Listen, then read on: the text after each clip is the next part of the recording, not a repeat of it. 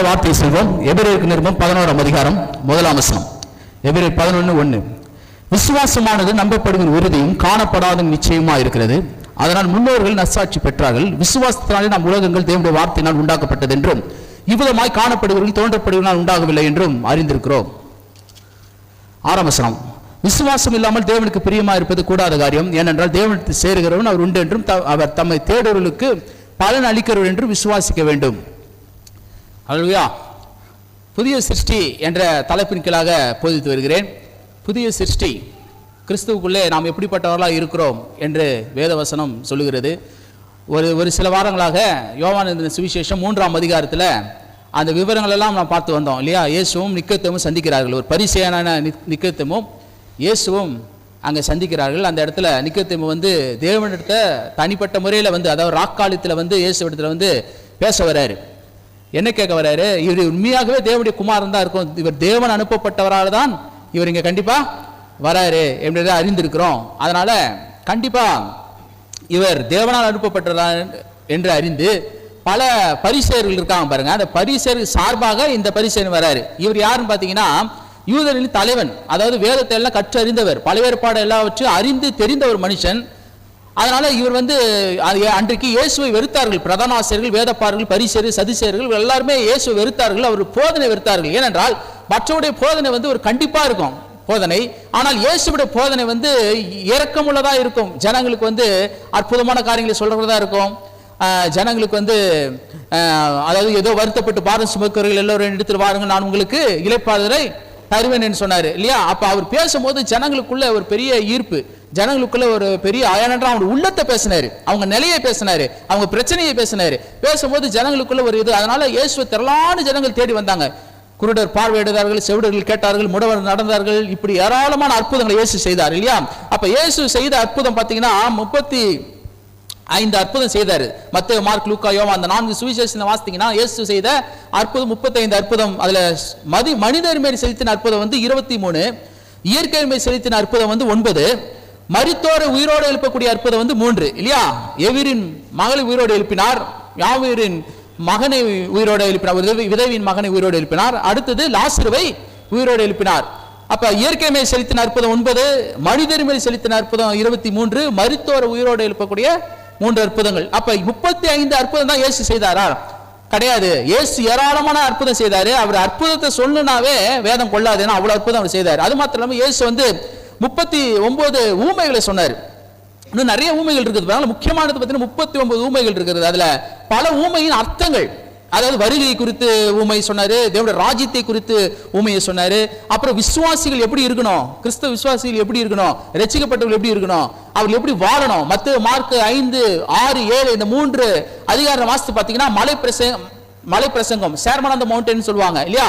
மலை பிரசங்கம் அது என்ன? முதல்ல ஆவியிலிருந்து ஆரம்பிக்கிறாரு. ரட்சிப்பு எப்படி அனுபவம் ஆவியிலிருந்து ஆரம்பிக்கும். ஆவியில் எளிமை உள்ளவர் பாக்கியவான்கள், துயரப்படுவர்கள் பாக்கியவான்கள், சமாதான பண்ணுவர்கள் பாக்கியவான்கள், இருதயத்தில் சுத்தமுள்ளவர்கள் பாக்கியவான்கள், என் நிமித்தம் உங்களை நிந்தித்து பல விதமான தீமையான மொழிகளை பொய் சொல்வாரானால் நீங்கள் பாக்கியவானா இருப்பீர்கள் இல்லையா.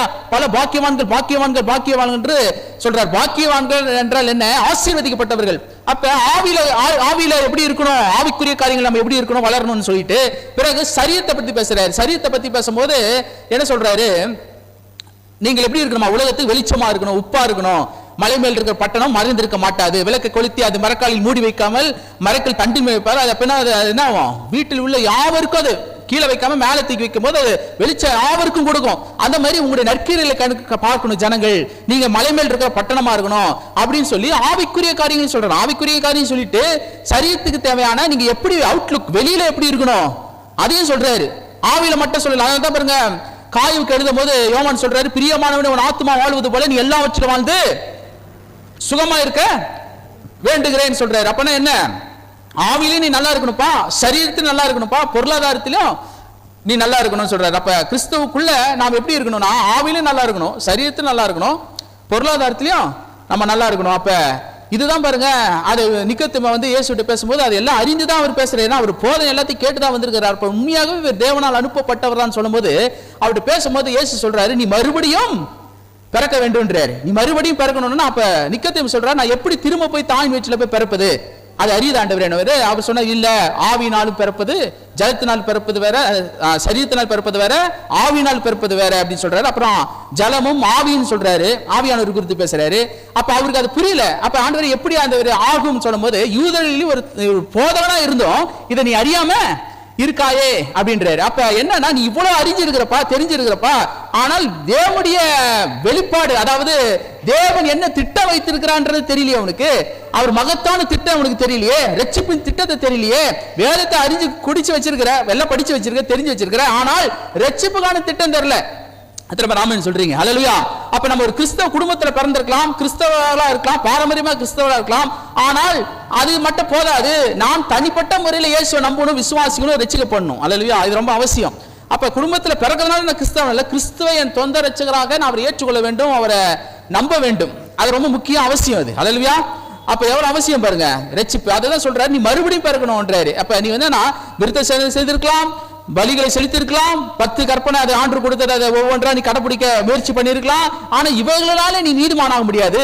நீ மறுபடியும் பிறக்க வேண்டும், ஒரு புதிய சிருஷ்டியா பிறக்க வேண்டும் சொல்லும் போது தாயின் வச்சில எப்படி பிறக்க முடியும்? அது கிடையாதுப்பா, ஜலத்துல பிறக்கணும்ன்றது. ஜலம் என்பது ஞானஸ்தானம் எடுக்கணும். அல்லேலூயா. இரண்டாவது ஆவியில பிறக்கணும்ன்றது பரிசுத்த ஆவியானவரை நீ பெற்றுக்கொள்ள வேண்டும். எத்தனை பேர் பரிசுத்த ஆவி பெற்றுட்டீங்க? அல்லேலூயா. எத்தனை பேர் ஞானஸ்தானம் எடுத்திருக்கீங்க? ஞானஸ்தானம் எடுக்காதவங்க எடுத்துருங்க. அது அடையாளம், அது தேவனுக்கு நமக்கு கொடுத்த ஒரு கட்டளை. நீங்க கிறிஸ்தவர்கள் என்றால் ஞானஸ்தானம் எடுக்கணும். எதுக்கு ஞானஸ்தானம் எடுக்கணும்? இயேசு ஞானஸ்தானம் எடுத்தாரு. ஏன் இயேசு ஞானஸ்தானம் எடுக்க வேண்டும்? அவர் எடுக்க வேண்டியது அவசியமா? கிடையாது. அவர் தேவன், உன்னதர், பூரணர், பாவத்தை நோக்கி கூட பார்க்காத சுத்த கண்ணர். அப்படிப்பட்ட தேவன் அவர் ஞானஸ்தானம் அவர் எடுக்க வேண்டும்.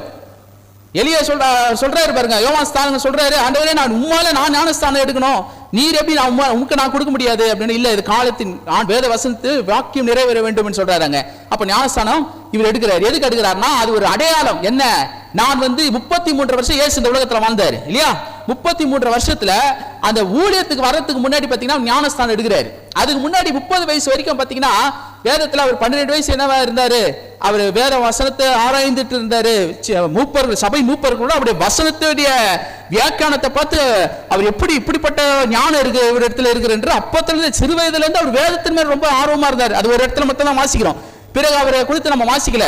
30 வயசு அவர் வரும்போது தான் நம்ம அதை குறித்து வாசிக்கிறோம். 30 வயது நிரம்பும் போது ஞானஸ்தானம் எடுக்கிறார். அப்ப அவர் அதுக்கு முன்னாடி அவர் என்ன செய்திருப்பார் பாத்தீங்கன்னா, தன்னுடைய பெற்றோர்களுக்கு அவர் கீழ்ப்படிந்து, அந்த தச்சன், அவங்க அப்பா வந்து தச்ச வேலையா இருக்கிறதுனால அவர் ஒரு உதவி செய்திருப்பார். அல்லேலூயா. அவங்க அப்பாவுக்கு வேலைக்கு ஒரு முன்னேற்றத்துக்கு ஒரு உதவி செய்திருப்பாரு.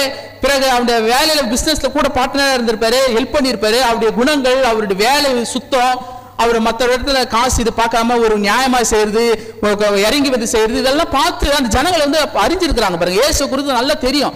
ஏன்னா பிசினஸ் அங்கதான் பண்ணிட்டு இருந்ததுனால எல்லாம் தெரியும். ஏன்னா அது வேலை முழுக்க அவர் முன்னாடி வந்து அவங்க தகப்பன் கூட தான் அவர் இருந்தாரு. அதுக்கப்புறம் நம்ம எதுவுமே வாசிக்கல. தாய்க்கு ரொம்ப சொல்லுக்கு கீழ்ப்படுகிற ஒரு இயேசுவாய் அவர் இருந்தாரு. அதனால 30 வயசு அவர் நிரம்பின உடனே என்ன ஞானஸ்தானம் எடுக்கிறாரு. ஏன்னா ஒரு அடையாளம், ஒரு கிறிஸ்துவுக்குள்ளே நான் இருந்தா போதாது, நான் ரட்சிக்கப்பட்டேங்க, நான் ஒரு கிறிஸ்துவ குடும்பத்தை சேர்ந்திருக்கிறேன், நான் எதுக்கு ஞானஸ்தானம் எடுக்கணும்? இல்ல, அது நான் உலகத்துக்கு பிரதிபலிக்கிறேன், உலகத்துக்கு காட்டுகிறேன். என்ன காட்டுறேன்? ஞானஸ்தானம் எடுக்கும்போது என்ன அடையாளம்? ஞானஸ்தானம் எதுக்கு எடுக்கிறேன்? இந்த உலகத்துக்கு நான் வேறு பிரிக்கப்பட்டவன். அல்லேலூயா. என்ன முழுக கிராமங்களில் போய் பார்த்தீங்கன்னா சொல்லுவாங்க, இன்னையோட உனத்தால முழுகிறேன்னு சொல்லுவாங்க. அது என்ன அடையாளம்? நான் உலகத்துக்கு செத்துட்டேன், பாவத்துக்கு செத்துட்டேன், பிசாசு அடிமைத்தனத்துக்கு நான் செத்துட்டேன், நான் இப்ப முழுகி இப்ப எழுதி இருக்கும் போது நான் ஒரு புதிய மனுஷனாய் பிறக்கிறேன். பாவத்துக்கு எனக்கு சம்பந்தம் இல்ல, சாபத்துக்கு எனக்கு சம்பந்தம் இல்ல, பிசாசுக்கு எனக்கு சம்பந்தம் இல்ல. பிசாசு இனிமேல் என் அடிமைத்தனை படுத்த முடியாது, எனக்கு எந்த மந்திரமும் என்ன ஒண்ணும் செய்ய முடியாது. ஏனென்றால் நான் பிசாசுக்கு அடிமை இல்லை, இப்ப நான் இயேசுவுக்கு அடிமை. இருளுக்கு அடிமை இல்ல, வெளிச்சத்துக்கு அடிமை. பாவத்துக்கு அடிமை இல்ல, பரிசுத்தத்துக்கு அடிமை. என கர்த்தர் வேறு பிரித்து விட்டார். அந்த ரட்சிப்பின் அது வரும்பொழுது அந்த அனுபவம் அது. அல்லேலூயா. நான் ரட்சிக்கப்பட்டு விட்டேன். அந்த ஞானஸ்தானம் வந்து ஒரு அடையாளம். நான் உலகத்துக்கு அதை பிரதிபலிக்கிறேன், உலகத்துக்கு காட்டுறேன். சீக்ரெட் கிறிஸ்தவன் அல்ல. இந்த உலகத்துல யாரும் சீக்ரெட் கிறிஸ்தவங்க சில பேர் சொல்லுவாங்க பாருங்க, நான் சீக்ரெட்டா இயேசு விரும்புறேன், சீக்ரெட்டா எங்க குடும்பத்தில் அவரை நம்புறேன், விசுவாசிக்கிறேன். அப்படி கிடையாது. பகிரங்கமாய் ஞானஸ்தானம் எடுக்க வேண்டும். நீ இயேசுவை ஏற்றுக்கொண்டிருக்கிற, இல்ல அவரையும் நான் பின்பற்ற, அப்படி கிடையாது. அவரை பின்பற்ற வேண்டும் என்றால் ஞானஸ்தானம் எடுக்க வேண்டும், ஒரு அடையாளம். அல்லேலூயா. பிதா குமாரன் பரிசுத்த ஆவியினாலே ஞானஸ்தானம் பெற வேண்டியது அவசியம். பிறந்தா போதாது, எடுத்த போதாது. சபையில வேத வசனமாகிய அந்த வசனத்தை, திருவசனமாகிய வசனத்தை அது கேட்டு அறிந்து அதை இன்னும் ஆவிக்குரிய காரியங்களை இன்னும் நம்ம ஒரு பிறந்த குழந்தை போல மாறி இருக்கோம். ஞானஸ்தானம் எடுத்தோம்னா ஒரு குழந்தை பிறக்கிற மாதிரி. அப்ப வந்து வசனத்தை கேட்டு, வசனத்தை கேட்க கேட்க கேட்க என்ன ஆகுது? உங்களுடைய சுபாவம் மாறுது, என்ன மாறுது? ஞானஸ்தானம் எடுத்தோன்னு உடனே மாறாது. நிறைய பேர் நினைச்சுக்கிறான் முழு ஏன் சொன்னா ட்ரெஸ்ஸை மாத்திரம் ஒயிட் அண்ட் ஒயிட் போட்டுருப்பாங்க. நானும் ஒயிட் அண்ட் ஒயிட் போட்டேன். ஞானஸ்தானம் எடுத்தோன்னா உடனே ஒயிட் அண்ட் ஒயிட் போட்டு ஒரு டையை போட்டு நின்னேன். என் கூட தான் யார் ஞானஸ்தானம் எடுத்திருக்கீங்களா? என் கூட எடுத்தவங்க 2-3 பேர் இருக்கிறாங்க இல்லையா? அப்ப பாத்தீங்கன்னா டை தான் போட்டு நின்னாச்சு. ஆஹா, இனிமேல் உலகத்துக்கு எனக்கு வேறு பிரிக்கப்பட்டேன், பாவத்துக்கு எனக்கு சம்பந்தம் இல்லை. அப்புறம் தான் பாவம் தலை தூக்குது, உலகம் எல்லாம் காண்பிக்குதா? அப்பதான் பார்த்தா இல்ல இனிமேல் தான் நம்ம என்ன பண்ணோம். அது முடியல, அது அடையாளம் தான். ஆண்டவர் என்ன அன்னைக்கு என்ன முறி குறிச்சிட்டாரு, அந்த நாள்ல இருந்து என்ன பிடிச்சிட்டாரு அவரு. ஆனால் நான் கீழ்ப்படியணும். நான் யூ மேக் டிசிஷன் சொல்லுவாங்க இல்லையா, நான் டிசிஷன் எடுக்க வேண்டியதா இருந்தது. ஒவ்வொரு நாளும் நான் எப்படி வாழ போறேன், எப்படி இருக்க போகுது, நான் எப்படி என் வாழ்க்கை எப்படி உலகத்துக்கு வாழ போறேனா இல்ல தேவனுக்கு வாழ போறேனா, இருளுக்கு வாழ போறேனா இல்ல வெளிச்சத்துக்கு வாழ போறேனா, பாவத்துல வாழ போறேனா இல்ல பரிசுத்தத்துல வாழ போறேனா, என்னுடைய அவயங்களை நீதிக்கு ஒப்பு கொடுக்கணும், பாவத்துக்கு ஒப்பு கொடாமல் நீதிக்கு நான் ஒப்பு கொடுக்க ஒவ்வொரு நாளும் ஒவ்வொரு கிறிஸ்தவர்களும் அது நடைமுறைப்படுத்த வேண்டியதா இருக்குது. எத்தனை பேர் ஆமென் சொல்றீங்க? அப்பதான் அவசியமா இருக்குது. அப்ப கிறிஸ்துவுக்குள்ள பிறகுறதுன்றது வேற, இது வேற ஒரு பர்சனா நம்ம மாறுறோம். எத்தனை பேர் மாறி இருக்கீங்க? அல்லேலூயா. ஏன்னா பசங்களை ஏன் கூப்பிட்டேன்னா வசனத்தை கேட்கணும். அல்லேலூயா. இது வசனம் தான் நம்ம வாழ்க்கைக்கு ஒரு வெளிச்சம் பாருங்க. இதுதான் அதனாலதான் வாலிப பிரயாசத்தை சிருஷ்டிகரை நினைன்றாரு. ஏன்னா வசனம் அவ்வளவு முக்கியம். வசனத்தை கேட்கணும். வசனம் தான் அவருடைய வெளிச்சமா இருக்குது. நம்ம வாழ்க்கையே மாற்றக்கூடியதா இருக்கு. வேற ஒரு நபராய் வேற ஒரு பர்சனாய் மாற்றக்கூடியதா இருக்குது. அல்லேலூயா. இந்த வார்த்தை அவ்வளோ முதலிடத்தை நம்ம கொடுக்கணும். அந்த வசனத்தை கேட்கணும். அந்த வசனத்தை கேட்கறதுக்கு ஓடி நாடி தேடி தேவனை தேடி வரணும். ஏனென்றால் வசனம், அவருடைய வசனம் தான் என் கால்களுக்கு தீபமும் பாதைக்கு வெளிச்சமாய் இருக்கிறது. எல்லாம் சொல்லுங்க, கால்களுக்கு தீபமும் பாதைக்கு வெளிச்சம். எவ்வளவு அற்புதமான வசனம் இல்லையா? அந்த வசனம் தான் அவ்வளவு முக்கியமானது. அதனால தான் பாருங்க இயேசுவும் அந்த ஞானஸ்தானத்தை எடுக்கிறது அவ்வளவு அவசியமா இருக்கு. சரி, ஞானஸ்தானம் எடுத்தாச்சு. ஞானஸ்தானம் எடுத்த உடனே விசுவாசிகளுக்கு உங்களுக்கு எல்லாருக்கும் ஒரு பெயர் கொடுக்கப்படுது. என்ன பேரு? சில பேர் நீங்க வேற ஒரு பேர் வச்சிருப்பீங்க. உங்களுக்கு ஏதாவது ஒரு பிடிக்கணும், அந்த பேரை வைத்து உங்களுக்கு என்ன பண்றாங்க, பிரதிஷ்டை பண்றாங்க. இந்த பேர் தான் இனிமேல் அப்படின்வாங்க. இருந்தாலும் அந்த பழைய நேம தான் நிறைய பேர் கூப்பிட்டு இருப்பாங்க. புது நேம கூட மாட்டாங்க. ஞானஸ்தானம் எடுத்த பேரை கூடாம பழைய நேமே தான் கூப்பிட்டு இருப்பாங்க. கிறிஸ்துவுக்குள்ள இருக்கிற நேம் வராது. அப்புறம் கொஞ்ச நாள் ஆகும்போது தான் பேரை அவங்க மெமரி ஆகும், அது ஆகும். ஆனால் ஞானஸ்தானம் எடுத்த எல்லாருக்கும் ஒரு பேர் இருக்குது. சபைக்கு வந்தவங்க எல்லாருக்கும் ஒரு பேர் இருக்குது. என்ன அது உங்களுக்கு பேரு? விசுவாசி. எல்லாம் சொல்லுங்க, விசுவாசி. என்ன விசுவாசிக்கணுமா? கர்த்தருடைய வசனத்தையும் வார்த்தையும் விசுவாசிக்க வேண்டும். அல்லேலூயா. அதுதான் ரொம்ப முக்கியம். ஏன்னா சூழ்நிலையும் பிரச்சனையும் கவலையும் உலகத்தில் இருக்கிற காரியங்களையும் உலகத்தில் சொல்ற இந்த நியூஸ், இந்த மாதிரி காரியங்கள், இன்ஃபர்மேஷன், இது எல்லாத்தையும் நீங்க பார்த்துட்டு அதை பெருசா எண்ணிட்டு இருக்காதீங்க. வியாதியை பெருசா எண்ணிட்டு இருக்காதீங்க. உலகத்துக்கு பொருளாதாரத்தை பத்தி பெருசா எண்ணிட்டு இருக்காதீங்க. உலகத்திற்கு அங்க இங்க நடக்குது, இங்க எப்படி நடக்குது, உலகம் இப்படி போயிட்டு இருக்கு தெரியுமா, அதெல்லாம் எண்ணாமல் வசனத்தை எண்ணி கொண்டிருக்கிற மனுஷன், வசனத்தை விசுவாசிக்கிற மனுஷன். அதனால வேற வசனம் சொல்றது யோவான் சங்கீதம் 1:1 வாசிக்கிறோம். துன்மார்க்கர் ஆலோசனை நடமாவலும் பாவில் வழியில் இல்லாமலும் பரியாசக்கார் உட்கார எடுத்து உட்காராமலும் கர்த்தருடைய வேதத்தில் இரவும் பகலும் தியானமா இருக்கிற மனுஷன் பாக்கியவான். அல்லேலூயா.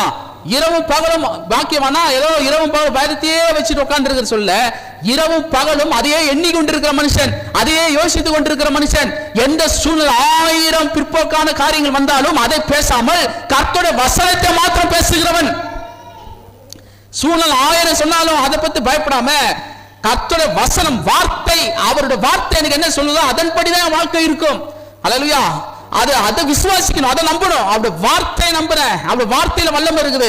அப்ப எவ்வளவு அவசியம் பாருங்க, விசுவாசம்ன்றது எவ்வளவு அவசியம். ஒரு மீன் எப்படி ஒரு தண்ணி இல்லாம மீன் செத்து போயிதோ, மீன் இல்லாம எப்படி தண்ணி செத்து போதோ, அது போல விசுவாசம் இல்லைன்னா விசுவாசி வாழ்க்கைக்கு என்னது? ஒரு மீன் மீனுக்கு என்ன அவசியம்?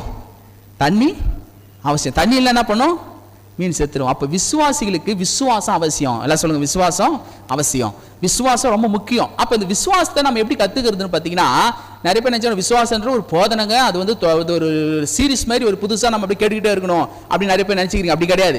விசுவாசம்ன்றது உங்களை அறியாமையே வரும். ரட்சிப்புன்றது உங்களை அறியாமையே நீங்க ரட்சிக்கப்படுறீங்க. எப்படி ரட்சிக்கப்படுறீங்க? உங்களை அறியாமையே நடக்குது எல்லாமே. மாற்றம் உங்களுக்குள்ளேயே விசுவாசம் வருதா இல்லையா? இல்லையா? சேஞ்சஸ் வருதா இல்லையா? நீங்க ரட்சிக்கப்பட்டீங்கன்றது எப்படி கண்டுபிடிக்கிறாங்க? மற்றவர்கள் சொல்றாங்க, என்னங்க சேஞ்ச் ஆயிட்டீங்க, பேசுறது மாறிடுச்சே, உங்க டோனு இப்ப வேற மாதிரி இருக்கு, உங்க வாழ்க்கை வேற மாதிரி இருக்குது, உங்க சிந்தனை வேற மாதிரி இருக்குது, உங்க செயல்பாடு வேற மாதிரி இருக்குது, முதல்ல மாதிரி நீங்க இல்லையே, இப்ப வேற ஒரு பர்சனா நீங்க மாறி இருக்கீங்களே அப்படின்னு சொல்றாங்க. அது மாத்திரம் இல்ல, இப்ப ஏதாவது நெகட்டிவான காரியங்கள பேசும்போது, பிற்போக்கான காரியங்களை பேசும்போது, இல்ல கர்த்தர் செய்வாரு, அதை வாய்க்க பண்ணுவாரு, இல்ல எனக்கு நடக்கும், எனக்கு இது ஆகும், எனக்கு கர்த்தர் இதை முடிச்சு கொடுப்பாரு, எனக்கு இதை செய்து கொடுப்பாருன்னு நீங்க என்ன பண்றீங்க? விசுவாசமா பேசுறீங்க. அப்ப அவங்க ஆச்சரியம், எப்படி நீங்க இவ்வளவு எப்ப பார்த்தாலும் நீங்க குறை சொல்லிட்டு இருப்பீங்க, எப்ப பார்த்தாலும் நெகட்டிவா பேசிட்டு இருப்பீங்க, பிற்போக்கா பேசிட்டு இருப்பீங்க, இப்ப எப்படி இந்த மாதிரி பேசுறீங்கன்னா, அது கர்த்தருடைய வசனம் உள்ள வர வர வர வர அவிசுவாசம் எல்லாம் நீங்கிறது.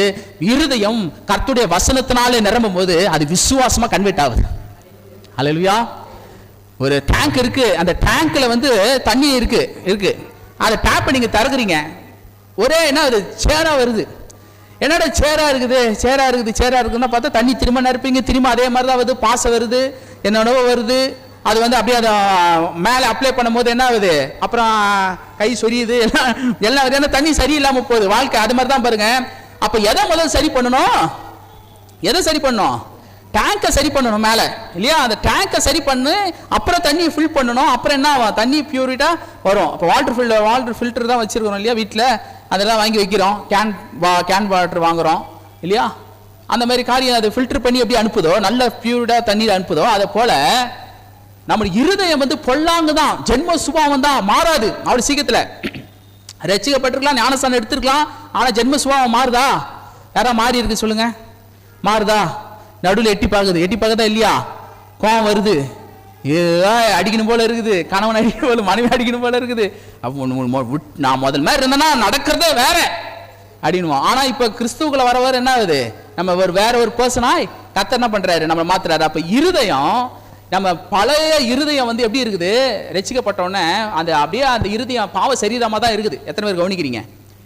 சரீரம் அப்படியே தான் இருக்குது.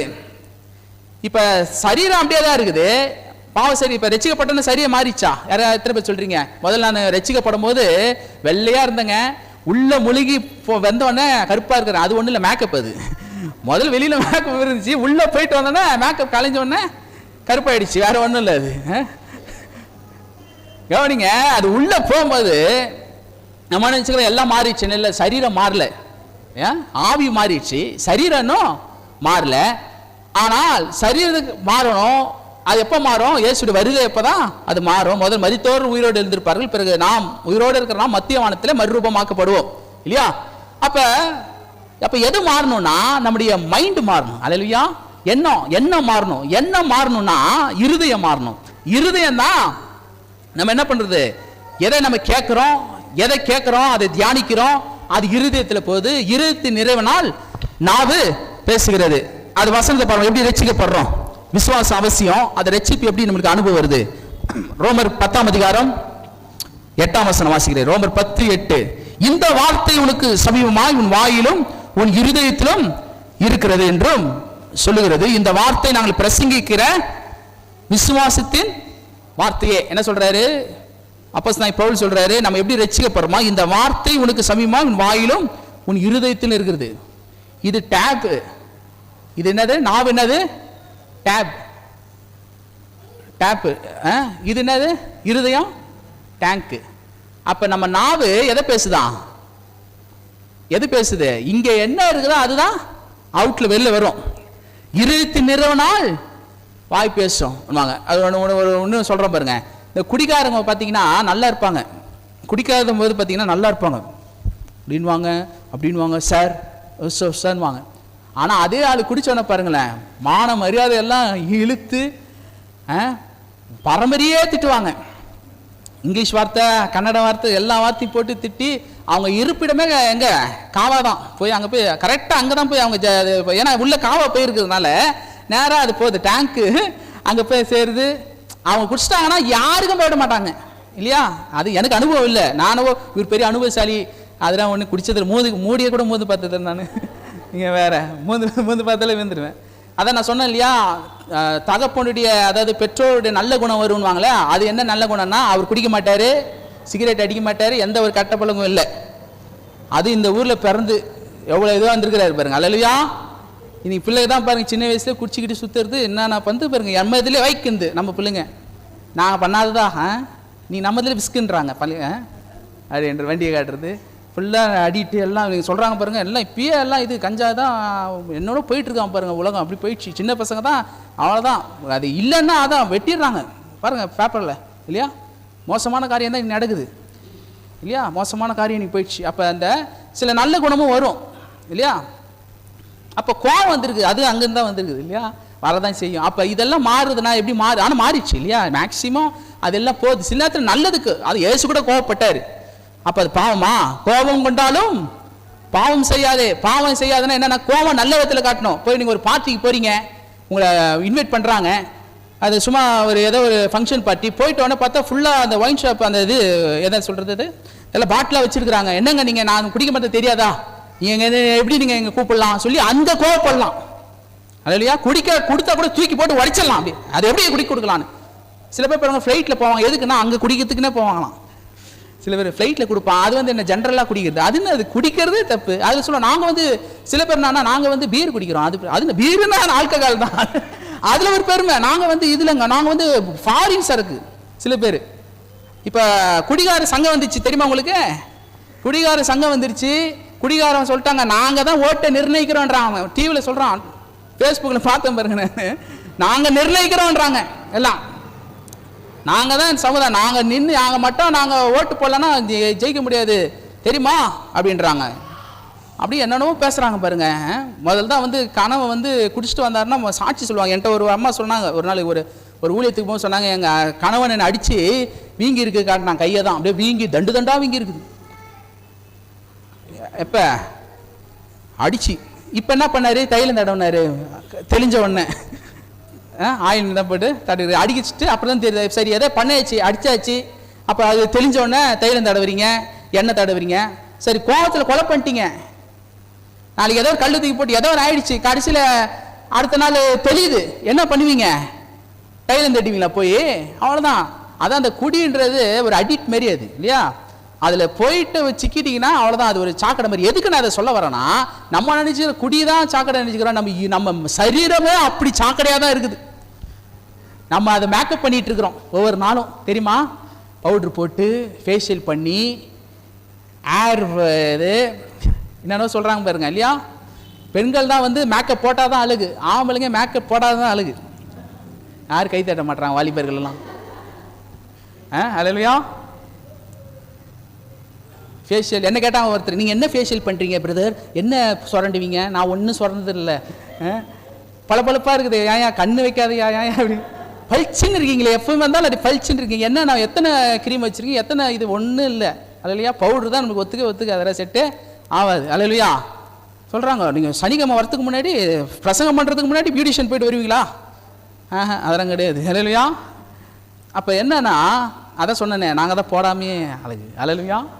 ஆண்டவர் எங்களுக்கு அந்த கொடுத்துருக்குற எத்தனை பேர் ஆமேன், ஜென்ஸ் எல்லாம் கை தட்டலாம் இல்லையா. ஒருத்தர் சொல்கிறார், ஆமாம் பிரதர் அந்த மேக்கப்பால் தான் ஏமாந்துட்டேன் நான், அந்த மேக்கப் நீங்கள் சொன்னீங்க வேறு, அந்த மேக்கப் தான் பிரதர் ஏமாந்துட்டேன், இந்த முடியை பார்த்து ஏமாந்துட்டேன், அப்புறம் முடியை அவுத்து வச்சோன்னு தான் தெரியுது, அப்போ தான் தெரியுது உண்மையான முடியல, அந்த இதுதான் பிரதர் அப்படின்னு. சரி வானா வேற விருப்பம் இது அப்படியே கவனிங்க. இருதயம் எப்படி இருக்குது, அந்த பொல்லாத இருதயம் அல்லேலூயா, இருதயம் அந்த எப்படி இருக்குதா, பொல்லாத நிறைஞ்சிருக்குது. நம்மளுக்கு எல்லாம் இன்னைக்கு போலீஸ் கொடுத்துருக்கிறார் ஆண்டவர், நன்றி செலுத்துங்க. ஏன்னா அவங்க கரெக்டாக நம்மளை வாட்ச் பண்ணுறாங்க, சிசிடி கேமரா வந்துருக்குது, எல்லாத்துக்கும் வந்துருந்து நம்ம என்ன பண்ணுறோம், பயந்து இருக்கிறோம் இல்லையா. ஒருத்தர் வந்து பிக் பாக்கெட் அடிக்கிறான் பாருங்க, எடுத்துகிட்டு கேமரா பார்த்துட்டு திரும்பி அதனே வச்சுட்டு அப்படின்றான். ஏன்னா அவன் எடுத்துட்டு அப்படி கீழே வச்சுட்டு கீழே வந்துச்சு அப்படின்னு எடுத்து கொடுத்துட்டு அவன் கேமரா பார்த்து நன்றின்றான். அப்படி ஏன்னா அந்த பயம், கேமரா ஐயோ சிசிடி கேமரா இருக்குது அந்த மாதிரி இப்போ வந்துருச்சு. ஒவ்வொரு காரியமும் பாருங்க பயம், சிக்னல் ஐயோ போலீஸ் நிற்கிறார் பயம், இராணுவம் எல்லாமே நம்மளுக்கு ஒரு இது ஆயிடுச்சு இப்போ இல்லையா, ஆயிடுச்சு. ஏன்னா அந்த பயம். ஆனால் இது நம்மளுக்கு இந்த ரூல்ஸ் எதுவுமே இல்லை நினச்சிங்களா, எப்படி இருக்கும் உலகத்தில் இந்த மாதிரி காரியம் தான் இல்லை. சட்ட திட்டங்கள் ஏன் ஆண்டவர் கொடுத்தாரு, ஆதியாகமத்தில் அவங்களுக்கு தேவன் வந்து மோசே மூலமா சட்டங்கள் தான் கொடுத்தாரு. எது கொடுத்தாருன்னா, நீங்கள் பாவிகள் என்று காண்பதுக்காக கொடுத்தாரு இல்லையா. 10 கட்டளை கொடுத்தாரு, தகப்பன் தாய் கீழ்ப்படின்றாரு, இச்சா ஒவ்வொரு காரியம் சொல்றாரு, இது செய்யாதுன்னு சொல்றாரு. 10வது கட்டளை என்னது, இச்சையாதிருப்பாயாக என்றாரு. அப்ப என்னன்னா இச்சை என்றது என்ன, பாவம். நீ இச்சையே பாவம் தான்ற. நம்ம இது செய்தாதான் பாவம்ன்றோம். இச்சையே பாவம். உள்ள வந்து நம்ம கொலை செய்யறோம்னு என்ன இருக்குது பாருங்க, அதே பாவம்ன்றார் ஆண்டவர். அப்ப நமக்குள்ள இருக்கா இல்லையா? அப்ப இருக்கு. அது என்ன ஆகுமா? வெளிப்படுமா. அதாவது சொல்லுவாங்க பாருங்க, ஒரு மனுஷனுக்குள்ள எரிமலை அளவுக்கு கோபம் இருக்குதான். எத்தனை பேர் தாங்கிட்டு இருக்கிறீங்க இல்லையா? தாங்கிட்டு இருக்கோம். கோவத்தை எவ்வளோ சகிச்சுட்டு இருப்பாங்க. சொல்லுவாங்க, நான் அவ்வளோ பூனை தூங்கிட்டு இருக்குதுன்னுவாங்க, சிங்கம் தூங்கிட்டு இருக்குவாங்க. சில பேர் கோவத்தை ரொம்ப நான் அமைதியாக இருக்கிறேன். ஆனால் ப்ரெஷர் ஆகுனாங்க பார்த்தீங்கன்னா, வெடிச்சானா ஊரே தாங்காது. பார்த்துருக்கீங்களா? சில பேர் என்னங்கன்னா, ஏன்னா அவ்வளோ ப்ரெஷர் அவங்களுக்குள்ள இருக்கும், அவ்வளோ கோவத்தை இருக்கும். அது என்ன பண்ணுறாங்க, ஒரு செகண்டில் வேறு விதமாக கட்டுறாங்க. அது வந்து அவர் வேறு விதமாக போய் அது மாறிடும். ஏன்னா அந்த இருதயம் பொல்லாத நிறைஞ்சு இருக்கிறதுனால நம்ம அவுட்லுக் என்ன பண்ணுறோம், மேக்கப் பண்ணி நல்லா ஃப்ரெஷ்ஷாக வச்சுக்கிறதுனால தெரியல யார் இதுன்னு தெரியல. எல்லாரும் நல்லா தான் இருக்கிறோம். ஆனால் உள்ள எப்படி இருக்கு, ஒரு சாக்கடையாக இருக்கிறதுனால அது என்ன ஆகுது, சில நேரத்தில் வந்து சில பேர் நீங்கள் நினைப்போம், ஐயோ இந்த மனுஷனா இப்படி பண்ணிட்டாரு, ஐயோ இவ்வளோ இப்படி பட்டவர், ஐயோ நல்ல மனுஷனாச்சாங்க அவரு, ஐயோ நல்ல சார் ஆச்சாங்க அவரு, அப்படி இப்படி தான் சொல்லுவாங்க. கடைசியாக பார்த்தா இப்படி. ஏன்னா வெளியில் அவுட்லுக் நம்ம பார்த்துருக்குறோம், உள்ள தெரியல யார் நல்லவங்க கெட்டவங்கன்றதை கணிக்க முடியல. வக்கீலாக இருக்கிறார் நம்ம சபைக்கு, அல்லேலூயா, பிரதர் பிராங்க்லின், அல்லேலூயா, ரொம்ப தாழ்மையான மனுஷன், அல்லேலூயா. சபையில் என்னை எல்லாரும் பார்த்தீங்கன்னா தம்பின்னு வாங்க, மர்டோனான்னு பேர் சொல்லி கூட கூடுவாங்க, பசங்க கூட அண்ணான்னு வாங்க. அது அப்படி பழகிடுச்சு. ஆனால் அவர் ஒரு சில பேர் பிரதர்னு கூட கூடுவாங்க. ஆனால் அவர் ஒருவர் தான் பாஸ்டர்னு, பாஸ்டர்னு, அல்லேலூயா, வக்கீல் அவர். ஆனால் இவ்வளோ தாழ்மையாக அமைதியாக அல்ல பெருமையே இல்லாமல் உட்காந்துருக்காரு, அல்லேலூயா. அப்போ நமக்குள்ள அவருக்கு தெரியும், பார்க்குறாரு இல்லையா. அவங்க வந்து அந்த பார்த்தாலே கண்டுபிடிச்சிடாரு, இப்பயே சொல்லு, இங்கே எதுவாக இருந்தாலும் இங்கே நீ என்கிட்ட சொல்லு, நீ சொல்கிறத வச்சு தான் என்ன பண்ண போகிறேன், பேசணும். அதுன்னு முதல்ல அவங்ககிட்ட வந்து இங்கே வந்து பேசுவாங்க, நீ என்ன சொல்ல போகிறாங்க. ஏன்னா நீ அங்கே போய் நின்று எல்லா கதையும் பேசிகிட்டு இருக்க முடியாது, அங்கே கோர்ட்டில் நின்று எல்லாத்தையும் பேசிகிட்டு இருக்க முடியாது, ஜட்ஜிக்க முடியாது. நான் சொல்கிறத இப்படி பேசி, இப்படி சொல்லு, இப்படி செய்யி, அப்படி பண்ணுப்பா, இது பண்ணுப்பா சொல்லி அதை வச்சு நீ சொல்கிறத வச்சு தான் நான் பேச முடியும். நீ ரொம்ப அந்த நாவு ரொம்ப முக்கியம் அப்படின்றாரு. எவ்வளோ முக்கியம் பாரு. அந்த இடத்துல நின்று இடத்துல பேசும்போது என்ன ஆச்சு, என்ன ஆமாம் நான் பஸ் ஏறி வந்தேன் அப்படின்னு அங்கே தான் பேச முடியாது. அது என்னன்னா என்ன, இதுவா ஆமாம் இல்லை அப்படின்னு சொல்லணும். அப்போ எவ்வளோ அவசியம் பாருங்க. அந்த இடத்துல ஜட்ஜ்மெண்ட் பண்ணுற இடத்துல அவ்வளோ அவசியம் போது, பிசாசுக்கும் இயேசுவுக்கும் பிரதான ஆசிரியராய் யார் இருக்கிறார், நமக்கு ஒரு வக்கீல் இருக்கிறார், இயேசு. பிதாவின் வலது பரிசை உட்கார்ந்து கொண்டு உங்களுக்காகவும் எனக்காகவும் அவர் பரிந்து பேசி கொண்டிருக்கிறார், அல்லேலூயா. கிரிமினல் ஆயிருவாங்க பாருங்க, அல்லேலூயா. அப்படியே நமக்காக அவர் பேசுறாராம், நமக்காக அவர் பரிந்து பேசுகிற ஒரு வக்கீல் ஆண்டவராகிய இயேசு இருக்கிறார். அப்ப எப்படி அவர் பேச போறாருன்னா, நீங்க என்ன பேசுறீங்களோ, நீங்க என்ன சொல்றீங்களோ அதன் அடிப்படையில் தான் அவர் பேச முடியும். எது புரியுதா உங்களுக்கு நான் சொல்றது? அப்ப நீங்க என்ன சொல்றீங்களோ அதன் அடிப்படையில் பேசணும். அப்ப இருதயம் வந்து முதல்ல என்ன பண்ணணும், இருதயத்தை சரி பண்ணணும். முதல்ல இந்த சரீரத்தை நம்ம மாற்றணும்னா வசனத்தை நாம என்ன பண்ணணும், அதிகமாய் உட்கொள்ள வேண்டும். எத்தனை பேர் ஆமென் சொல்றீங்க? சில பேர் பார்த்தீங்கன்னா காலையில் எழுந்தோடனே 1000 சோத்திர பலி செலுத்துவாங்க. எத்தனை பேர் செலுத்துறீங்க 1000? ஆனா எதுக்கு வம்பு கை தூக்குறது அப்படின்னு பாக்குறீங்க, அல்லேலூயா. அந்த 1000 சோத்திரம் கரெக்டாக பிதாவே சோத்திரம், பரிசுத்தாவே சோத்திரம், அந்த சோத்திரம் எல்லாம் சோத்திரம் முடிஞ்சு பிறகு ஒரு குரல் வரும் பாரு, ஏய் குரல் அப்படியே மாறிடும், டோன் மாறிடும், வேற விதமா திட்டுறது வந்துடும், சண்டை வந்துடும். ஏன் இவெல்லாம் சோத்திரம் சொன்னதுக்கே அர்த்தம் இல்லாம ஆயிடும். அதுலயே பாதி சண்டை வந்துடும் சோத்திரம் சொல்றது. அதனால இந்த 1000 சோத்திரன்றது ஏதோ ஒரு மந்திரம் மாதிரி கிடையாது, அல்லேலூயா. 1000 சோத்திரன்றது ஏதோ மந்திரம் மாதிரி கிடையாது. நம்ம அந்த மாதிரி எடுத்துட்டு அப்படியே வச்சுட்டு உட்காந்து இருக்கிறது. ஒவ்வொரு வசனம் மனுஷன் ஒரு வார்த்தையினால் பிழைப்பான், அல்லேலூயா. ஒரு வார்த்தை, அந்த வார்த்தை அன்னைக்கு நான் எடுத்து என்ன பண்ணணும், பேசணும், அல்லேலூயா, அல்லேலூயா. அந்த வசனம் ஒண்ணுல கேலண்டர்ல இருக்குது பாருங்க. இந்த மாசத்துல முதலாம் நாள்ல என்ன வசனம் படிச்சீங்க கேலண்டர்ல? யாரா நம்ம சபை கேலண்டர்ல படிச்சீங்க? யாரா சொல்லுங்க பார்க்கலாம். கேலண்டர் எது கொடுத்தாங்க? வீட்டில் வச்சுட்டு இதாங்க அப்படின்னு பார்க்கறதுக்கா? அந்நிய வசனம் கூட நீங்கள் படிக்கலாம் இல்லையா? அன்னைக்கு நீங்கள் கிளம்பி வேலைக்கு போகும்போது அன்னைக்கு என்ன போட்டிருக்கு வசனம்? பயப்படாதே நான் உன்னோடு கூட இருக்கு. அந்த மாதிரி வசனம் இருக்குது பாருங்க. அதுவே உங்களுக்கு பலன், அல்லேலூயா. அந்த ஒரு வார்த்தையே கூட நீங்கள் அது எப்படின்னா அதுக்காக அதையே வச்சுட்டு அதே போயிடக்கூடாது. தனிப்பட்ட முறையில் ஜபத்தில் ரீடிங், பைபிள் ரீடிங், ஜபம் எல்லாம் இருக்கணும். வெறும் இதான் சான்ஸ்ன்னு அந்த ஒரு வசனத்தை படிச்சிருக்கூடாது. அது எதுக்கு சொல்கிறேன்னா, பிலீவ், அல்லேலூயா. அந்த வசனத்தை நான் பிடிச்சிக்கணுன்றேன். கண்ட காரியங்களே நான் ஏதோ கேட்டுட்டு நியூஸை போட்டுட்டு, சில பேர் நியூஸை போட்டு கிளம்பிட்டு இருப்பாங்க பாரு, அங்கே வெடிச்சான் இங்கே வெடிச்சான், இது பண்ணா இது அடிச்சு, இது பண்ண அது பண்ண, இது கேட்டுட்டு போகும்போது பரபரப்பாக கிளம்பிட்டு போயிட்டு இருப்பாங்க அதே எண்ணத்தில். அப்படி போகும்போது எப்படி போகணும்? வசனத்தை தியானித்து போகணும், அல்லேலூயா, அல்லேலூயா. இப்படி வசனம் காலுக்கு தீபம், பாதைக்கு வெளிச்சமா இருக்கு. அப்ப இருதயத்தை என்ன பண்ணணுங்க? சரி பண்ணி, எல்லாம் சொல்லுங்க, சரி பண்ணணும். இருதயத்தை எப்படி சரி பண்ண போறேன்? இருதயத்தை கர்த்தருடைய வசனத்தை கேட்கறது மூலமா நான் என்ன பண்ண போறேன்? சரி பண்ண போறேன். அந்த வசனம் உள்ள வர வர வர இந்த இருதயம், இந்த டேங்க் இருக்கு பாருங்க, ரொம்ப இதுவா நிரம்பி இருக்கு இல்லையா, இது என்ன ஆகுமா, வசனத்தை நீங்க கேட்க நீங்க, நான் என்ன சொல்றேன்னா, சில பேர் சொல்லுவாங்க எனக்கு அட்வைஸ்ன்றது யாருக்குமே பிடிக்காது இல்லையா, அட்வைஸ்ன்றது யாருக்கும் பிடிக்காது. அப்ப நம்ம யாரையும் மாற்ற முடியாது. இப்ப நம்ம மாறினது எப்படின்னா, ஆண்டவர் நம்மளை மாத்திருக்க. எத்தனை பேர் அப்படி சொல்றீங்க? அல்லேலூயா. உங்களை யாரும் மாற்ற முடியுமா? முடியாது. யாரும் அவங்க அட்வைஸ் சொன்னா ஏற்றுப்பீங்களா? ஏற்றுக்க மாட்டோம். ஆனா ஆண்டவருடைய வசனத்தை நம்ம கேட்க கேட்க கேட்க கடினமா இருக்கிற இருதயம், பொல்லாங்கா இருக்கிற இருதயம், வசனம் கேட்க கேட்க வேற ஒரு டைமென்ஷன், வேற ஒரு பர்சனாவே நம்ம மாத்துது. அல்லேலூயா. ஆமென். வேற ஒரு பர்சனா மாத்துது. அப்ப என்ன ஆகுதுன்னா, இருதயம் கிளீன் ஆகுது, இருதயம் சரியாகுது. அப்ப பேசும்போது என்ன ஆகுது? வார்த்தை பிரயோஜனம் உள்ள வார்த்தையா மாறுது, ஆசீர்வாதமான வார்த்தையா மாறுது, பிறருக்கு ஆசீர்வாதமா இருக்கிற வார்த்தையா இருக்குது. நம்ம பேசுகிற வார்த்தை இனிமையானதா மாறுது, குறை சொல்றது போயிடுது, மற்றவங்களை பத்தி பேசுறது போயிடுது, மற்றவங்களை திட்டுறது போயிடுது இல்லையா.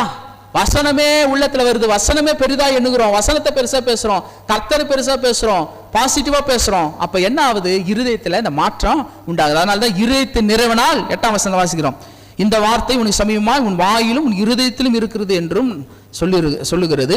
இந்த வார்த்தை நாங்கள் பிரசங்கிக்க விசுவாசத்தின் வார்த்தையே. அப்ப இருதயத்தின் வாயிலும் இருக்கிறது என்னவென்றால், கர்த்தராகிய இயேசுவை நீ உன் வாயினாலே அறிக்கையிட்டு தேவன் அவர் மறுத்தோழ்ந்து எழுப்பினார் என்று உன் இருதயத்திலே விசுவாசித்தால் ரட்சிக்கப்படுவாய். எவ்வளவு பேருங்க ரட்சிப்பு எப்படி சொல்லிட்டாரு? விசுவாசித்தால். எல்லாம் சொன்ன விசுவாசித்தால். நம்ம இப்படிதான் ரட்சிக்கப்படுறோம் கிறிஸ்துவுக்குள்ள. இப்படிதான் நம்முடைய முதல் அனுபவமா இருக்குது.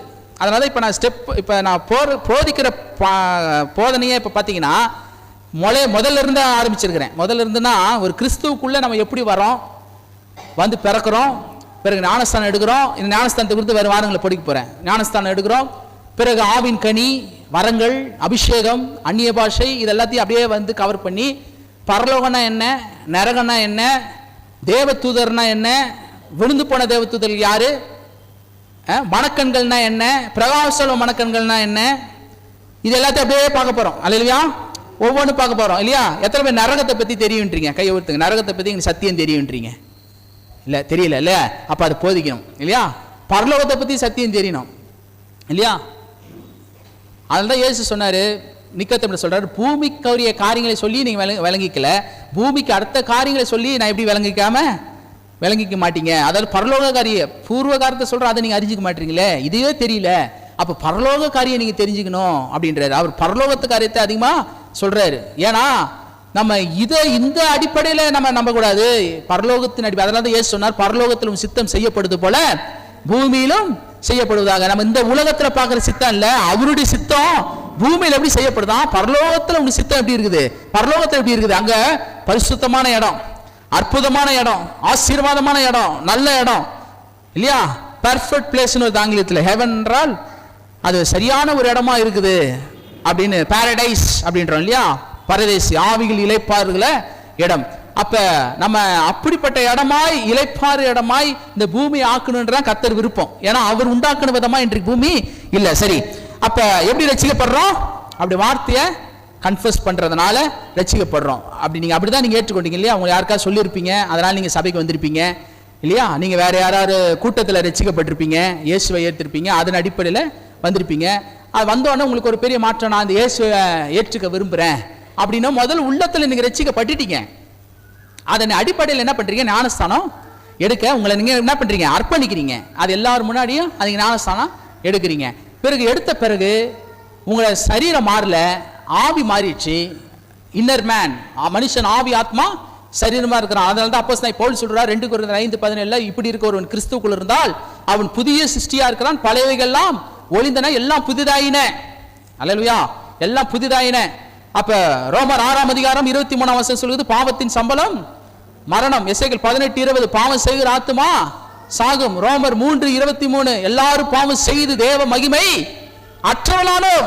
இப்ப அடுத்தது தான் பார்க்க போறோம். எல்லாரும் பாவம் செய்து தேவ மகிமை அற்றவளானோம். இந்த ரட்சிப்பு எப்படி நம்மளுக்கு உண்டாகுது அப்படின்றத பார்க்க போறோம் அடுத்த ஸ்டெப். அப்ப ரட்சிக்கப்படுறோம்.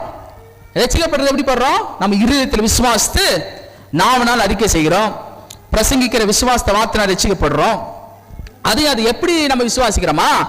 என்னவென்றால் கர்த்தராகிய, எல்லாம் சொல்ற, கர்த்தராகிய இயேசுவை என் வாயினாலே, சொல்லுங்க எல்லாரும், என் வாயினாலே அறிக்கையிட்டு தேவன் அவரை மரித்தோரிலிருந்து எழுப்பினார் என்று என் இருதயத்தில் நான் விசுவாசிக்கிறபடினால் நான் ரட்சிக்கப்படுகிறேன்.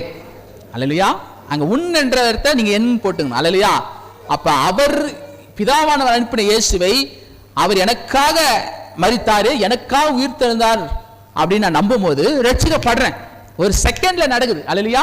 ஒரு இமை பொழுது நடக்குது. உங்க அறியாமையே நீங்க ரட்சிக்கப்படுறீங்க. அதை மனதுல நினைத்து அறிக்கை செய்யும் பொழுது ரட்சிப்பு உண்டாயிடுது. நீங்க பரலோகத்துக்குரியவர்கள். அல்லேலூயா. எவ்வளவு விசேஷமான காரியம் பாருங்க. கிறிஸ்தவர் உபதேசம் ரொம்ப அற்புதமான உபதேசம். ரொம்ப கிறிஸ்தவத்தில் நீங்க வரணும்னா ரொம்ப கடினமே கிடையாது. நீ கிறிஸ்தவத்தில் நம்ம ரொம்ப கடினம் ஆக்கிட்டோம். அல்லேலூயா. இயேசுட்ட வர்றதுன்றது ஏதோ மலையில ஏறி வர மாதிரி ஆக்கிட்டோம். அப்படி கிடையாது. இயேசுட்ட வர்றதுன்றது ரொம்ப சுலபம். அல்லேலூயா. ரொம்ப சுலபம். ரட்சிக்கப்படுறது ரொம்ப சுலபம். ஆனா பரலோகத்துக்கு போறதுக்கு இடுக்கமான வாசல். அல்லேலூயா. எத்தனை ராமன் சொல்றீங்க? அல்லேலூயா. ரட்சிக்கப்படுறது சுலபங்க, அது எல்லாம் ஈஸியா ஆர்டர் கொடுத்துற எல்லாத்துக்கும். ஆனா பரலோகத்துக்கு போனா இடுக்கமான வாசல். எப்படி யார் உள்ள பிரவேசிப்பா? ஏன் அப்படி சொல்றாருன்னா, இந்த ரட்சிக்கப்பட்டு ஞானஸ்தானம் எடுத்தா பரலோகம் போயிடுவான்னு நினைக்கிறாங்க நிறைய பேர். கிடையாது. முடிவு பரியந்தமும் நிலைச்சிருப்பவனே ரட்சிக்கப்படுவான். நான் ரட்சிக்கப்பட்டு ஞானஸ்தானம் எடுத்து அடுத்த நாளே மரிச்சு போயிட்டேன்னு நினைச்சிங்க, ஒன்றும் பிரச்சனை கிடையாது. இல்லையா? இல்லை மூழ்கி மேலே இப்படி ஏந்துக்கும் போது டேக் ஆஃப் ஆயிடுச்சுன்னா கவலையே கிடையாது. ஆனால் இந்த பூமியில் நம்ம இருக்க போகிறோம். இந்த பூமியில் எப்படிப்பட்ட பூமியில் இருக்க போகிறோமா? பாவம் நிறைந்த பூமி, இருள் நிறைந்த பூமி, ஒழுங்கின்மை நிறைந்த பூமியில் நம்ம இருக்க போகிறோம். அந்த பூமியில் அதுவும் இல்லாமல் பார்த்தீங்கன்னா எப்படி நம்ம இருக்க போகிறோம்னா, உலகத்துக்கும் நமக்கும் வேறு பிரிக்கப்பட்டவங்களா இருக்க போகிறோம். நம்ம அவங்களோட தான் ட்ராவல் பண்ணுவோம், அவங்களோட தான் ஒர்க் பண்ணுவோம், அவங்களோட தான். நீங்கள் எனக்கு நான் ஊழியக்காரனாக இருக்கிற பரவாயில்ல, நான் என் சர்க்கிளில் போவேன், இருந்தாலும் உலகத்திலையும் போவோம். ஆனால் நீங்கள் தான் வேலைக்கு போகிற மாதிரின்றதால உலக ஆளோட நீங்கள் கம்யூனிகேஷன் இல்லையா போனோம், ஃப்ரெண்ட்ஸுங்க பற்றியில் போனோம், அவங்களோட நீங்கள் ஐக்கியமானோம். நீங்கள் குடிக்கல சிகரெட் அடிக்கலைன்னா உங்களுக்கு ஒரு கிண்டல் அடிப்பாங்க. கிண்டல் பண்ணுவாங்களா இல்லையா? நானும் வாங்கியிருக்கிறேன் இல்லையா? ஆனால் ஒரு நாள் சமீபத்தில் என் ஃப்ரெண்டு ஒருத்தனை பார்த்தேன் பாரு. அவன் சொன்ன மேடி சாரி மற்றொன்னா ஃப்ரெண்டு என்னை பார்த்து, அவன் வேறு மாதிரி தான் கூப்பிடுவான் என்ன. அவன் என்னை பார்த்துட்டு சிகரெட் மறித்து முஸ்லீம் பையன். எனக்கு நிறைய முஸ்லீம் ஃப்ரெண்டுங்க எனக்கு. உலகத்தோடு இருந்தேன். இல்லையா? உலகத்தோடு ட்ராவல் பண்ணுறது. நான் வேறு பர்சனாக இருந்தேன். ஆனால் அந்த பழக்கம் தான் எனக்கு இருக்காது. எந்த பழக்கமும் அது கிடையாது. அப்பத்துலேருந்து கிடையாது, இப்பவும் கிடையாது, எப்பயும் கிடையாது. ஏன்னா அது சில நேரத்தில் அது பெற்றோர்லேருந்து வரும். பிள்ளைகிட்டே சிகரெட்டை கொடுத்து காசை கொடுத்து சிகரெட் வாங்கிட்டு வானா அவன் பார்க்குறான், வாங்கிட்டு வரான். கொஞ்சம் வயசு வர அவன் ஒன்று அடித்து பார்க்குறான் இல்லையா? அவன் குடிச்சு பார்க்குறான். ஏன்னா பிள்ளைங்களுக்கு நல்லா விதைக்கிறோம்.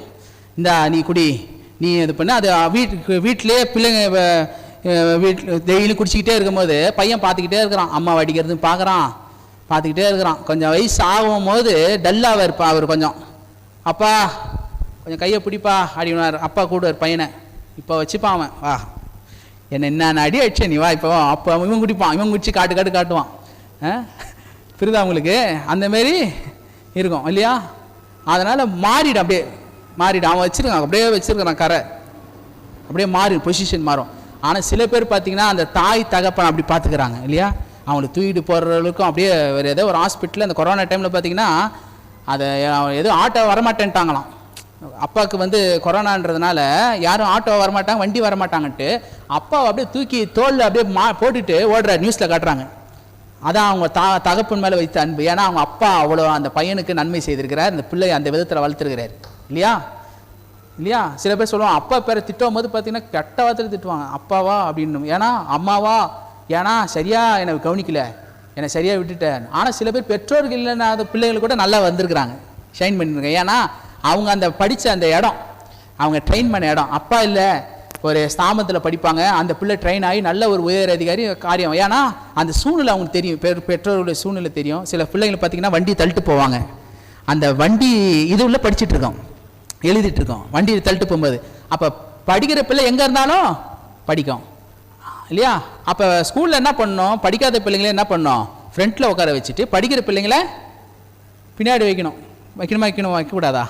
ஸ்கூலில் தான் பண்ணணுமே. ஏன்னா அப்போ தான் என்ன பண்ணணும், படிக்காத பிள்ளைன்னா அந்த லிஸ்ட்டு போட்டுடுறாங்க. என்னது இது படிக்காத பிள்ளை பின்னாடி, கொஞ்சம் சுமாராக படிக்கிற பின்னாடி அது பின்னாடி நல்லா கவனிக்குது. மிஸ்டர் டவுட் வேணும்னு ஏஞ்சிட்டு டவுட்டு கேட்டு அங்கே பற்றி சிரிப்போம். பார்த்துறீங்களா? வெறுப்பேற்றுறதுக்குன்னு ஆள் இருப்பாங்க. அப்போ இது வெறுப்பேற்றுனால ஸ்கூலில் என்ன பண்ணணும், இதை முதல்ல இதை உள்ளே கொண்டு வரணும். ஆனால் சபையில் எப்படின்னா, சபையில் வந்துச்சிங்கன்னா பார்த்தீங்கன்னா படித்தவங்க படிக்காதவங்க, அந்த ஜாதி இந்த ஜாதி, நீங்கள் இங்கே உட்காருங்க, அவங்க அங்கே உட்காருங்க, அவங்க இங்கே உட்காருங்க, இங்கே உட்காரு, அப்படி இல்லை. நீங்கள் எங்கே உட்காந்தாலும் அங்கே உட்காந்தாலும் கர்த்தருடைய வசனம் வரும்போது நீங்கள் அதை எப்படி ஸ்கூலில் எப்படி அப்சர்வ் பண்ணுறீங்களோ அது மாதிரி நீங்கள் கேட்டு நீங்கள் அதை பெற்றுக்கொண்டாதான் உங்களுக்கு உங்களுடைய விசுவாசத்தின்படியே உங்களுக்கு ஆக கடவுது. எத்தனை பேர் விளங்குது நான் சொல்கிறது? ஆமென். நீங்கள் எங்கே உட்காந்தாலும் சரி, நீங்கள் ஐயோ நான் பின்னாடி உட்காந்துட்டேனே அப்படின்னு நீங்கள் நினைக்காதீங்க. அல்லேலூயா. பின்னாடி நீங்கள் உட்காந்து இருந்தாலும் சரி, முன்னாடி உட்காந்து நல்லது தான். கேமரா அப்படி திருப்பும் போது பார்க்க நல்லா இருக்கும், காலியாக இருக்குதேன்னு சொல்லக்கூடாது. எங்கே உட்காந்தாலும் சரி வசனத்தை நீங்கள் கேட்டு விசுவாசத்தை போதும். பாருங்க, ஆண்டவர் எல்லாரும் நெருக்குனாங்களாம். பாருங்க, இயேசு வர கண்டு எல்லாரும் நெருக்குனாங்களாம். அப்போ ஒரு பெண் மட்டும் இயேசு பார்த்து யார் என்னை தொட்டது அப்படின்னு கேட்டோன்னா, இயேசு எல்லா சீஷர்லாம் ஆண்டவரே இவ்வளோ பேர் உங்களை தொட்டுட்டு இருக்கிறாங்க, நெருக்கிட்டு இருக்கிறாங்க, இப்போ போய் நான் யார் தொட்டதுன்னு கேட்குறீங்களா? இல்லை இல்லை, எல்லாரும் தொட்டாங்க, ஆனால் ஒரு மகள் மட்டும் என் விசுவாசத்தில் தொட்டாள். அல்லேலூயா. 12 வருஷமா பெரும்பாடு ஸ்திரீ தன்னுடைய இயேசுடைய இந்த வஸ்திரத்தை தொட்டால் சுகம் பெறுவானான் மாட்டனா அப்படின்னு விசுவாசத்தை தொட்டோன்னே சுகத்தை பெற்றார்கள். எத்தனை பேர் சொல்றீங்க? அது உங்களுடைய விசுவாசம் தான். ஆமென். நீங்கள் விசுவாசத்தால் தேவனுடைய மகிமை காண்கள். எப்படி நீங்க ரட்சிக்கப்படுறீங்களோ, எப்படி அதை நீங்க அறியாம உங்களுக்குள்ள அது வருகிறதோ இருதயத்துல, அதே போலதான் நீங்கள் உங்களை அறியாம நீங்க விசுவாசத்தை கத்துக்கணும்.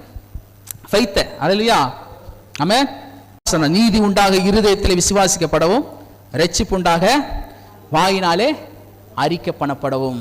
அல்லேலூயா. அப்போ விசுவாசம் இப்படிதான் ரட்சிக்கப்படுறோம். இருதயத்தில் இயேசுவை நினைக்கிறோம், அதை நாவல் அறிக்கை செய்கிறோம். நீதி உண்டாக இருதயத்தில் விசுவாசிக்கிறோம், ரட்சிப்பு உண்டாக வாயினாலே அறிக்கை பண்ணுறோம். அப்போ நீங்கள் எப்படி ரட்சிக்கப்படுறீங்க? இருதயத்தில் விசுவாசித்து நாவனால் அறிக்கை செய்கிறோம். அப்போ இதன் அடிப்படை தான் நம்ம ரட்சிப்பு வருது. அப்போ இயேசு அதை நிற்கிறத விட என்ன சொல்ல வராரு? ஏன்னா நம்ம அதை ஏற்கனவே பார்த்துட்டோம், கடந்த வாரத்தில் அதை விரிவாக பார்த்துட்டோம். அதுலேருந்து தான் கவர் பண்ணி பேசிட்டு வரேன். இன்னும் பரலோகத்தை பற்றி பேசுகிறாரு, அப்புறம் ஞானஸ்தானத்தை பற்றி பேசுகிறாரு, பரிசுத்த ஆவியானவரை பற்றி பேசுகிறாரு. அப்போ இதெல்லாம் நம்ம வாரம் என்ன பண்ண போகிறோம்? அப்படியே ஸ்டெப் பை ஸ்டெப்பையாக பார்க்க போகிறோம். இப்போ முதல் பகுதி என்ன? ரட்சிக்கப்படுறோம், இருதயத்தை சுத்தம் பண்ண போகிறோம். எப்படி பண்ண போகிறோம்? இதை யாரும் பண்ண முடியாது. நான் கூட உங்களை பண்ண முடியாது, நீங்களே நினைச்சாலும் பண்ண முடியாது. ஆனால் ஒருவர் நினைச்சா பண்ண முடியும். ஆவியானவர். ஆவியானவருக்கு நீங்கள் இடத்த கொடுக்கணும். அல்லேலூயா. பரிசுத்த ஆவியானவர் ரட்சிப்புக்குள்ள எப்படி நீங்கள் இடத்த கொடுக்குறீங்களோ அதை போல நீங்கள் என்ன பண்ணணும்? ஆண்டவரே, எனக்குள்ளே இருக்கிற சுபாவம் இருக்குது, இந்த ஒரு காரியம் இருக்குது, என்கிட்ட ரொம்ப பிரச்சனை இருக்குது, அதை நீங்கள் உதவி செய்யுங்க, என் மனக்கண்களை தரங்க, எனக்குள்ள வாங்க, என்னை நிரப்புங்க. எத்தனை பேர் கேட்குறீங்க? இங்கே இருக்கிற ஒவ்வொருவரும் வர தெரிஞ்சவங்க தான். அல்லேலூயா. எத்தனை பேர் ஆமேன்னு சொல்கிறீங்க? யாருக்கு டவுட்டாக இருக்குது? யாரோ என்கிட்ட வர இருக்குன்னு நினச்சிக்கிட்டீங்களா நீங்கள்? நான் அதை வரைஞ்ச பிரசிங்கார் இல்லை. நீங்கள் இருக்கிற ஒவ்வொருமே வர தெரிஞ்சவங்க தான். நான் ஃபோக்கஸ் விசுவாசிங்க பாஸ்ட் மேலே ஃபோக்கஸ் இருக்கக்கூடாது. அல்லேலூயா. என் மேலே ஃபோக்கஸ் இருக்கக்கூடாது, வசனத்து மேலே தான் உங்கள் நோக்கம் இருக்கணும். ஏன்னா வசனம் தான் உங்களை விடுதலை ஆக்கும், நான் கிடையாது. அல்லேலூயா. நான் பிரசங்கிக்கிற அந்த வார்த்தை நான் வெறும் கருவி, இன்ஸ்ட்ருமெண்ட். அல்லேலூயா. வருகிற வார்த்தை விசுவாச வார்த்தை, தேவனுடைய வார்த்தை. அதை நீங்க விசுவாசிக்கும் போது தான் உங்களுக்கு விடுதலை உண்டாகும். ஆமென். அதுதான் உங்களுக்கு வாழ்க்கையை கொண்டு வரும், அதுதான் உங்களுக்கு ஆசீர்வாதத்தை கொண்டு வரும், அதுதான் உங்க தடைகள் எல்லாம் நீக்கும், அதுதான் உங்களுக்கு வாழ்க்கை பெரிய காரியத்தை என்ன பண்ணும்? செய்யும். நீங்க விசுவாசித்தால் தேவனுடைய மகிமையை காண்பீர்கள். அல்லேலூயா. ஆமென். அப்ப இப்படிதான் ரட்சிக்கப்படுறோம். அல்லேலூயா. ஆவியானவர் உங்களை கொண்டு வந்திருக்கிறாரு. இப்ப நான் உங்களை கூப்பிட்டு இருந்தா நான் உடனே என்ன ஆச்சு ஏதாச்சுன்னு ஓடி வரணும். வாரம் உங்களை பிடிச்சி உங்களை வண்டியில் உட்கார வச்சு கூப்பிட்டு வரணும், அந்த மாதிரி டிசிஷன் எடுக்கணும். ஏன் நீங்க ஓடி வரீங்க? ஏன் இவ்வளவு கஷ்டத்துல வரீங்க? ஏன் இவ்வளவு கடன் பிரச்சனை வரீங்க? ஏன் போனோம்? எதுக்கு போனோம்? ஏன்னா ஆவியானவர் உங்களை விட மாட்டாரு, வீட்டில் இருக்க விட மாட்டாரு, உங்களை உந்தி தள்ளுவார் தேவ ஆலயத்துக்கு போகணும். எத்தனை பேர் உந்தி தள்ளுனாலும் ஓடி வரீங்க? எவ்வளவு பலவீனம், எவ்வளவு பலவீனம், நடக்க முடியல. இந்த வயசான பாட்டி பேர் நடக்க முடியல, ஓடி முதலாள சபையில உட்கார்றாங்க. ஏன்? உந்தி தள்ளுகிறது ஆண்டவர்கிட்ட. அல்லேலூயா. ஓடி வருதோம். அல்லேலூயா. ஆமென். அல்லேலூயா. எத்தனை பேர் ஆவியானவருக்கு இடம் கொடுக்குறீங்க? அல்லேலூயா. அவர் உங்களை உந்தி தள்ளுறாரு. நீங்க இன்னும் மேலே போகணும், நீங்க ஆசீர்வாதமா இருக்கணும், இந்த சமுதாயத்தில் பரிசுத்தமா இருக்கணும், அதான் மெயின். அல்லேலூயா. ஆண்டவர் நம்மகிட்ட ஒண்ணுதான் எதிர்பார்க்கிறாரு, நான் பரிசுத்தர் நீங்களும் பரிசுத்தமா இருங்க. கர்த்தர் நம்மகிட்ட எதிர்பார்க்கிற அதுதான் புத்தி உள்ள ஆராதனை, அதுதான் ஆராதனை. அல்லேலூயா. அவர் என்ன சொல்றாரு, நீங்க நான் எப்படி இருக்கணும் அப்படி இருங்கன்றாரு. ட்ரெஸ் மாத்துறது இல்ல, அல்லேலூயா, நகை எடுக்கிறது இல்ல, இதெல்லாம் இது கிடையாது. அல்லேலூயா, ஆண்டவர் நம்ம உள்ளத்தை மாத்துறாரு. அவர் எப்படி இருக்கிறாரோ பரிசுத்தம் அதே பரிசுத்தமா இருக்கணும்ன்றாரு. அல்லேலூயா, நீங்க எப்படி இருந்தாலும், நீங்க கருப்பா இருந்தாலும் சரி, வெள்ளையா இருந்தாலும் சரி, குட்டையா இருந்தாலும் சரி, நட்டையா இருந்தாலும் சரி, நீங்க எப்படி இருந்தாலும் கர்த்தர் உங்க உள்ளத்தை தான் பாக்குறாரு. அல்லேலூயா, ஆமென். கர்த்தாதி கர்த்தரும் ராஜாதி ராஜாவுமாகிய ஆண்டவரும் ரட்சகருமாகிய இயேசு கிறிஸ்து மூலம் ஜெபம் கேளும் அன்பின் பரலோக பிதாவே, இந்த காலை ஆராதனையில் எங்களுக்கு கொடுத்தமைக்காக நன்றி செலுத்துகிறோம். உடைய சமூகத்தில் வந்திருக்கிற பிள்ளைகளுக்கு நீர் ஆசீர்வதிங்க. உடைய வார்த்தையை கொண்டு வந்த மகனை ஆசீர்வதிங்க. இந்த நாள் தொடக்கம் முதல் முடியும் வரை தேவ ஆவியானவர்கள் மத்தியில் அசைவாடி கொண்டிருந்தீங்க.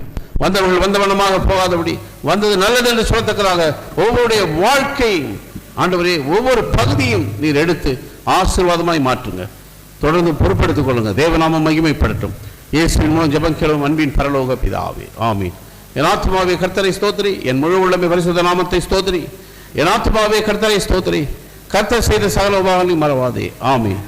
நம்முடைய கர்த்தராகிய இயேசு கிறிஸ்துவின் கிருபையும் பிதாவாகிய தேவனுடைய அன்பும் பரிசுத்த ஆவியானுடைய அன்னிய ஐக்கியம் வழிநடத்தலும் பாதுகாப்பும் பராமரிப்பும் நம்மோடு சர்வ பரிசுத்தவான்களோடும் ஆண்டவருடைய வருகை மட்டும் இருப்பதாக, ஆமீன். ஹல்லேலூயா, ஹல்லேலூயா. God bless you. கர்த்தர் உங்களை கூடா கூடி பெருக பண்ணுவாரா.